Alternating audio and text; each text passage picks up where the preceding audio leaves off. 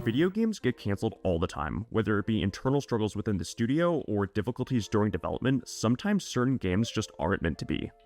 When we think about this in the context of Silent Hill, most people probably think of the cancelled Silent Hills. In terms of cancelled video games, this is arguably one of the greatest tragedies in gaming, and most likely would have gone on to be one of the greatest horror games ever made, especially with Hideo Kojima and Guillermo del Toro behind the wheel. So, with the upcoming Silent Hill 2 remake on the way, I figured I'd take a look back at some of the other cancelled Silent Hill games. Cold Heart was being developed by Climax Studios, who'd go on to make the fairly decent Origins and Shattered Memories, the latter of which is what was birthed from Cold Heart, after much revision and essentially becoming a brand new game. Cold Heart was intended to be an interactive psychological survival horror game, the main draw of the game being these therapy session segments in which the player could change aspects of the game based off of their decisions. This concept thankfully would live on in Shattered Memories, which I think personally is a big reason why people remember that game. I'm glad you came. Just turning up shows your commitment to the process. Good. I've read your notes. The other therapist didn't work out for you.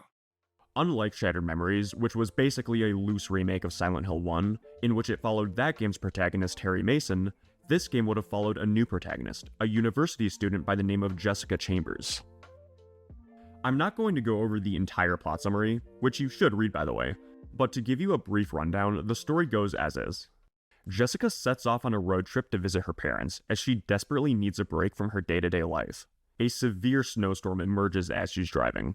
Almost blinded by the snow, she follows an ambulance that's also driving on the road, until she loses sight of that as well. After losing the ambulance, she gets out of her car, finding herself in a deserted town. A snow-covered sign reads, Silent Hill. Although there were staple gameplay mechanics involved, the most notable aspect of the game that really set it apart from the final release were the survival mechanics. On top of having to scavenge for food, the player would also have to find warm clothing for Jessica to raise her body temperature and fend off the harsh snowy environment. Other changes to the formula introduced in Cold Heart were some form of character interactions between the player and NPCs, along with a frozen otherworld. There were some new puzzle mechanics as well, most of which making use of some of the Wiimote's functions, including a literal fishing sequence in which the player must recover a key, using audio cues and vibrations from the controller.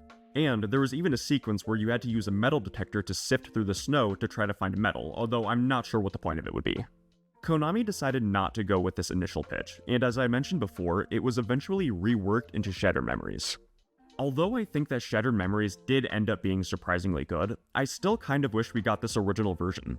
Taking the new survival mechanics into account, it felt like for one of the first times in the Silent Hill franchise, the developers were finally trying to evolve the formula while keeping the essence of Silent Hill intact. I highly suggest you take a look at the full description of Cold Heart. I think it showed real promise.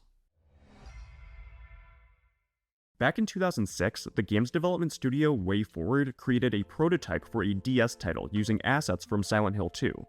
This tech demo honestly seemed to have potential, although it was eventually turned down by Konami. WayForward were approached by Konami a few years later to develop another portable Silent Hill game, this time moving from the DS to the PS Vita. Although this Vita game would eventually turn into the somewhat lackluster dungeon crawler Book of Memories, the original tech demo looked pretty great.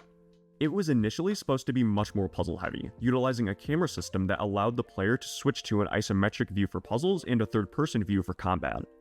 The atmosphere and visual style also seemed to be much more in line with what we would expect from Silent Hill, at least compared to the final release. While this version looked much better than what we eventually got, it ended up being scrapped and reworked into Book of Memories. I couldn't find the exact reason as to why they ended up shifting gears so drastically. Although, honestly, given who the publisher is, I feel like we can probably chalk it up to corporate meddling, maybe even to appeal to trends at the time. I don't know. Going down the list, we have Silent Hill 2013. Out of everything in this video, this definitely has the least known about it.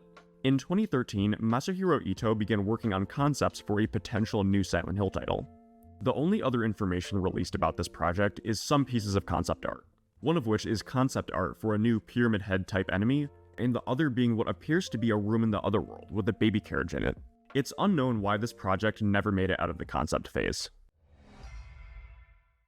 The box began its life as a pitch for a new Silent Hill game by Silicon Knights, although it was dropped by Konami and then eventually picked up by Sega, and then THQ thereafter, being renamed to The Ritualist. It was supposed to be an open-world third-person survival horror, and while there isn't much else known about it, there are some pieces of concept art, showing off some sort of building, some assets, and a look at what the UI might have looked like.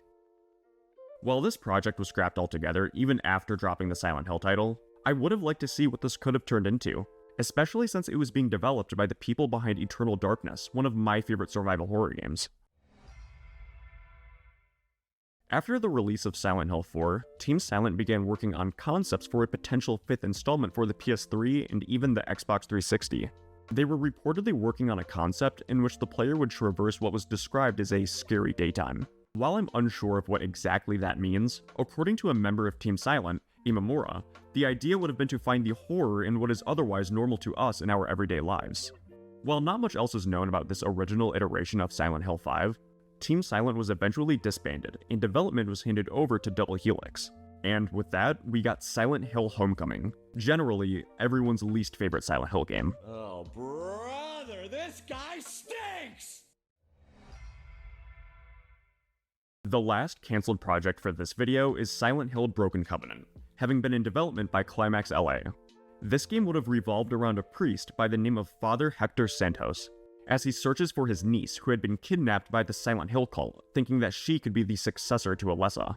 Throughout the game, structures from different time periods would form around the player, as seen in this screenshot, a church bursting out of the ground, the cause most likely being Alessa's growing power. Besides that, apparently they would have incorporated elements of Hector's character into the gameplay. Being that he was a priest, you would have to use holy water to perform purifying rituals. While assets from Silent Hill Origins, even including Travis's player model, were being used as placeholders in these early development screenshots, the pieces of original concept art that have been released look pretty interesting.